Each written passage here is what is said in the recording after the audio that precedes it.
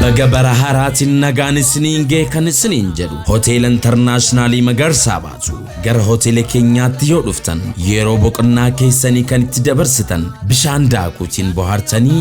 bakka cidha keessanii kan itti geggeeffattan foon muraas ta'e waaddii dhamdhamtanii itti gammaddu nyaata buuffee gosa feetaniin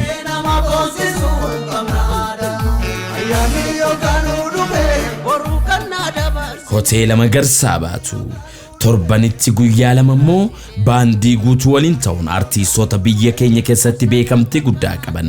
akkasumas kan dinqisiifattan torbeedhaan jijjiiruudhaan walkan gaarii nu faana dabarsuudhaaf yoo barbaaddan Kota gara kilaba MB keessatti baandii shaggar waliin ta'uudhaan isin eegaa jirra. Sa'aatiin natti deeme dukkana ayira jettanii hiyyaaddaa'ina kutaa ciisicha qulqullina isaa qabu isiniif qopheesseeti jira. Hoteela Intarnaashinaali Magarsaa baatu bakkitti argamnu Walattee Nooka Addabaabaayii irratti lakkoofsa bilbilaa Duwwaa 911313874 Duwwaa 9331888 ayyaana gaarii.